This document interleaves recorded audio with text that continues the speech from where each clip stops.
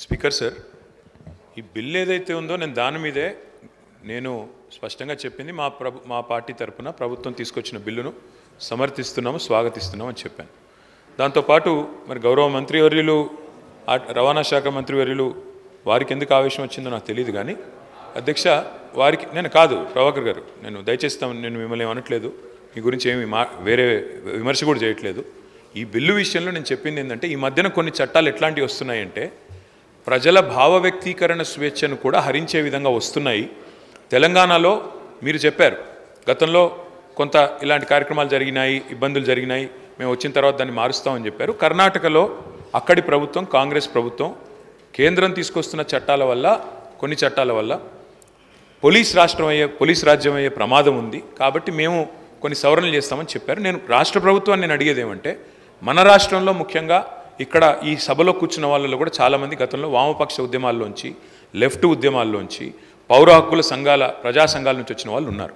నేను ప్రభుత్వాన్ని అడిగేది ఏమంటే, ప్రజల భావ వ్యక్తీకరణ స్వేచ్ఛను హరించే విధంగా కాకుండా మీరు దయచేసి ఈ రకమైన బిల్లులు తెచ్చేటప్పుడు అన్ని రకాలుగా ఆలోచించి తెమ్మని చెప్పాను తప్ప, వారు ఇంకొక మాట అన్నారు, అక్కడి నుంచి ఎవరో వీడియోలు తీశారు, ఇంకోటి అన్నారు.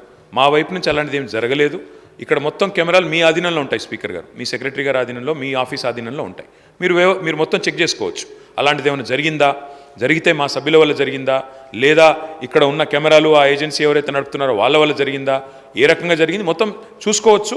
ఏమైనా చర్య తీసుకోవాలనుకుంటే ప్రభుత్వం చట్టాల పరంగా చట్టబద్ధంగా తీసుకోవచ్చు, మాకు అభ్యంతరం లేదు. కానీ ఇవాళ అధ్యక్ష, మీరు సోషల్ మీడియా కనుక చూస్తే దాడి ఒక్కరి మీద జరుగుతలేదు అధ్యక్ష.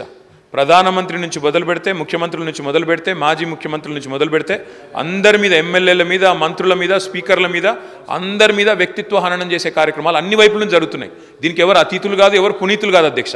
ఒక పార్టీ ఏం లేదు.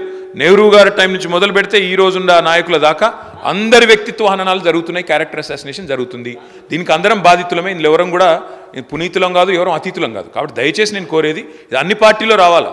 ఇదేదో ఒక పార్టీ వాళ్ళు చేస్తున్నారు, మిగతా వాళ్ళందరూ చాలా చక్కగా ఉన్నారు అధ్యక్ష. మరి మనం కూడా చూడాలి, ఇక్కడ ప్రయోగిస్తున్న భాష, ఇక్కడ మాట్లాడుతున్న పదజాలం ఎట్లా అధ్యక్ష. మరి అట్లా మీరు కూడా అవకాశం ఇవ్వండి, ఒకరోజు మొత్తం చెప్పుతో కొడతామని ఇష్టం వచ్చినట్టు మాట్లాడడం, ఇవన్నీ కూడా దయచేసి ఏదో టైంలో సంస్కారవంతంగా అందరూ మాట్లాడండి అని మీరు ఆ చైర్లో కూర్చొని ప్రమాణంగా అందరికీ చెప్పండి. మా ఒక్కరికి కాదు, అందరికీ చెప్పాలా. చెప్పినట్టయితే, ఒక రూలింగ్ ఇచ్చినట్టయితే అందరం కూడా దానికి బద్దులమై పనిచేస్తామని చెప్పి ప్రభుత్వానికి తెలియజేస్తూ ఈ బిల్లుకు సమర్థిస్తున్నాం అధ్యక్ష. శ్రీ మహేశ్వర్ రెడ్డి గారు.